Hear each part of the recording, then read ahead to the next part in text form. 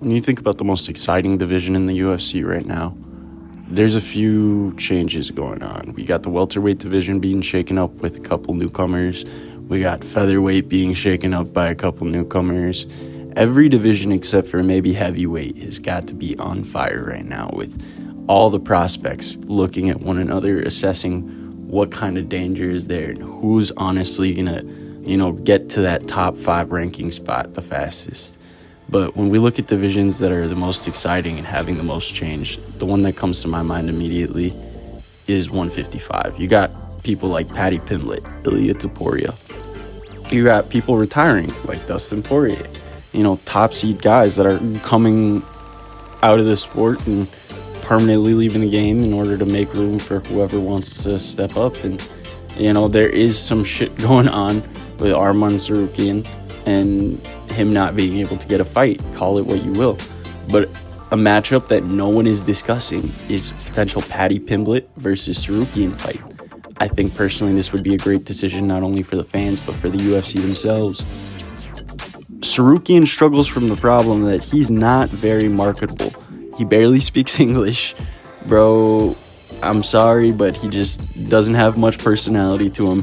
Pimblett suffers from the opposite problem, is he's marketable, but up until his last fight with Chandler, he hadn't had anything that was actually outright, showmanship that he is, someone that can put up some good fights at 55. He kind of struggled a little bit against Jared Gordon, an early fight against fucking Tony Ferguson, like washed up, old, fucking knocked out by Michael Chandler, Tony Ferguson. So I don't know about the MMA math on that one, but another fight that we should get: Justin Gaethje, Dan Hooker.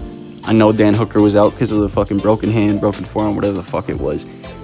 Everyone wanted this fight, and ultimately we know Justin's not getting the belt, and regardless of what happens with Topuria, Oliveira, fucking Pimblett and Chandler, if they choose to match him up, no matter which way you cut that cake, you have the exciting matchup of Justin Gaethje or Dan Hooker. Personally, I think Hooker takes it, matching up against Topuria, Oliveira, fucking TSARUKYAN, or Pimblett.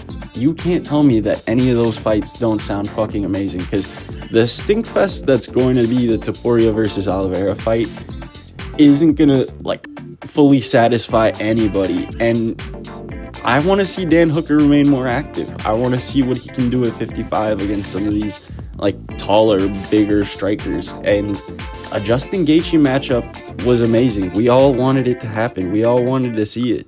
So let's see what happens when the winner of that fights whoever might be taking the title and whoever might be taking that number 1 contender spot. Have the loser of the fight for, someone lower in the ranking, someone outside of the top 5. Have the winner of TSARUKYAN and Pimblett go and face the winner of the title, and then take whoever won that matchup from Hooker Gaethje and pit them against whoever keeps the title after that second fight. Because realistically, no matter which way you cut it, every single one of those are good fights.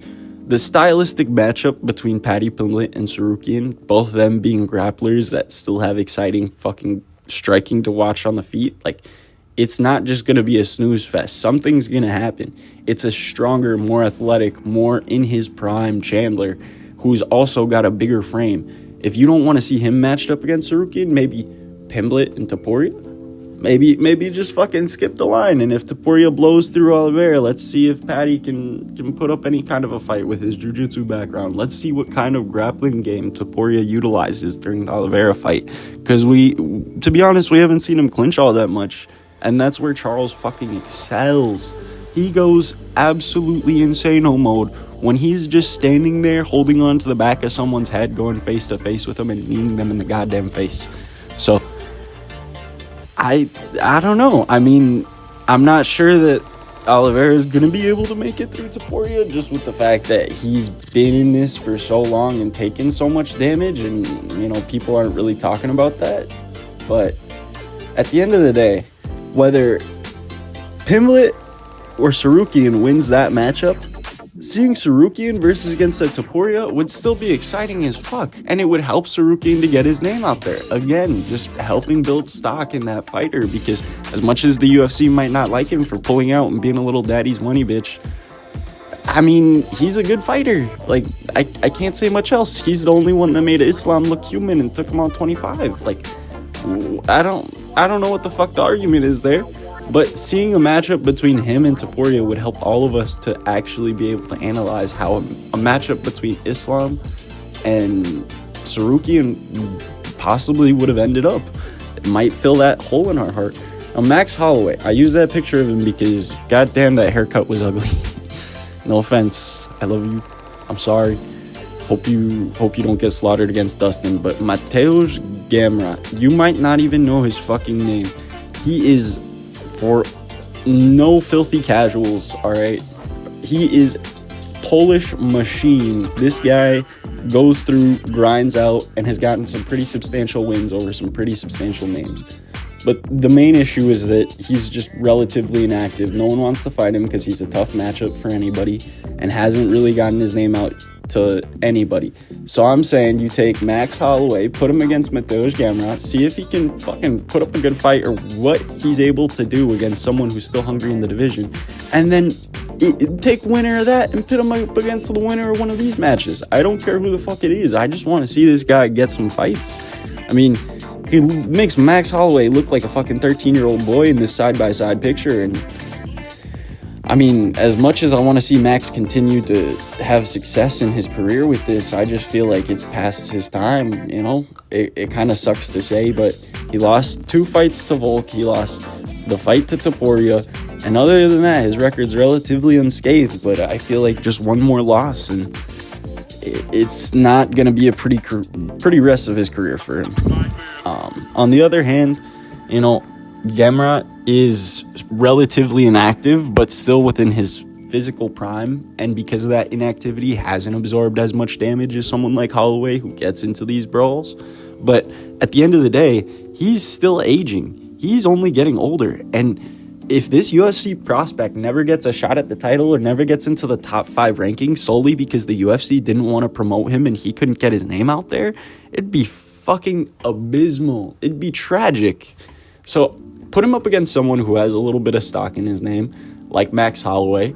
Help Holloway to either get a name over, you know, an up-and-coming contender who is a hard matchup and obviously not an easy fight. And, you know, do both the guys a favor. Because realistically, win or lose for either guy, it's not a bad thing. I mean, Gamrot isn't going to drop in the rankings because Max is probably higher than him. And Max, you know, honestly will have an opportunity to just say, hey, listen, I had my success. I've made my money. I've given what I can to this sport, but I'm done. And if he wins, he can say, hey, listen, I fucked up this dude who everyone said was a tough matchup, who everyone said, you know, I probably couldn't deal with on the ground, and put him up against someone like Oliveira, because Oliveira, fuck, dude might not want to retire. He keeps popping out these kids. I don't know how many he has, but shit, like, fuck, like, if this dude doesn't want to retire after getting beat by Topuria, or if he wins and wants to defend his title, and Max Holloway is able to, you know, make some progress or do anything, could we imagine a world in which the Oliveira-Holloway 2 fight happens within a year or two, and it's for the 155-pound title? Do you know how insane that would be?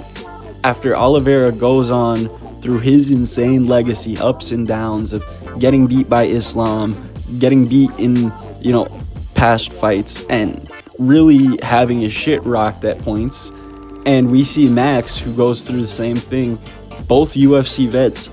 If we saw them fight for a title, it'd be ridiculous. I'm not saying I think it's going to happen. I'm just saying, in a matchup like that, in a world like that, you can't tell me that isn't like absolute cinema. All right.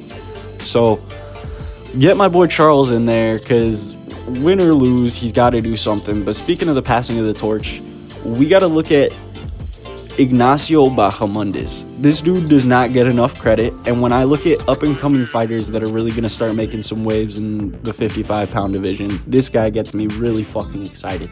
Because in his last fight against Jalen Turner, literally made dude want to fucking retire. Made dude realize how much of, you know, a difference it makes when you have the different levels to the game of being able to integrate your fucking submissions to grappling to clinch work to striking, and then doing all of that in a way where you're chain wrestling. You're not just going and fishing for a random fucking takedown and doing nothing. You're chaining together strikes into your wrestling, into your clinches, into takedowns, and then getting a submission off your fucking back the second that the dude tries to posture up. Shit like that is just fucking ridiculous. And then you look at his striking, and his striking alone, even up against fucking killers where he gets, you know, a little bit of damage absorbed, this dude is landing fucking spinning wheel kicks. He's landing step back hooks as counters that are knocking people out. And he doesn't fucking fold under the pressure. You saw this dude and the way he performed at UFC Noche. Like, it wasn't just like a one-off event where, oh yeah, he got one nice little knockout, or oh yeah, he got one good little finish. This dude is putting up fucking great performances, and no one's acknowledging it yet. Obviously, you know, he's been training with Bilal Muhammad, getting in some of that grappling, but his striking has been top fucking tier for the division for a long time now. And I'm just interested to see what a matchup between him and, you know, Hooker looks like, or him and, you know, even someone like Topuria himself. You look at his next fight against Fiziev that was scheduled for the June 21st card with Hill and Roundtree. It got canceled. So, I mean, it isn't crazy to think that any of the losers from these top 5 matchups that I just talked about, whether it's Tsarukyan, Pimblett, whoever the fuck, Hooker, Gaethje, Oliveira, if they want to fucking fight, put him up against one of these guys. Even if Holloway wants him, you can't tell me that Holloway versus Bahamondes wouldn't be one of the best striking matchups we've ever goddamn seen. Even a fight against Gamrot, tough as fuck. But if Gamrot really wants to fight and no one in the top rankings is willing to fight him, help Ignacio get up there by just giving him a chance. And it's going to be a tough fucking fight for Gamrot, but both these guys have the skills and, you know, they have the arsenal to beat one another. And that's kind of where we're at with the 55-pound division right now, is that, like, everyone is equipped with the right arsenal and the type of weapons that they need at their disposal to get the job done. It's just about implementation and seeing how these matchups are going to go just based off who implements their game plan better is honestly fucking nuts. I mean, sometimes it's not even about the game plan, though, because you look at the Holloway matchup, his fucking knockout against Justin Gaethje wouldn't have come in if he was just strategizing, game planning the whole time and working, you know, strict ass combos. He had to cause some fucking chaos, and all these guys can seem to do that. You look at Hooker Gaethje, that's fucking chaotic. Pimblett, Tsarukyan. I mean, Tsarukyan's a little boring, but fucking chaotic. Like Oliveira, Topuria, chaotic as fuck. Oliveira himself, you know, a head man in terms of creating chaos in the UFC, likes to get knocked down on his ass just so that he can choke up a fucking leg lock or a fucking triangle choke or something. Like, he doesn't care. He really doesn't care. But ultimately, that leaves me here for this video. If you liked it, just, you know, start tuning in. I'm going to make some more regular content. Ultimately, there's a lot going on at the 55-pound division and so many different outcomes. So if you guys want to, you know, stay up to date with everything, listen to my stupid ass opinion about what I think might happen, or, you know, what ideas I have in terms of matchups that would be fun to watch, just keep watching videos. I'll see you guys in the next one. Adios.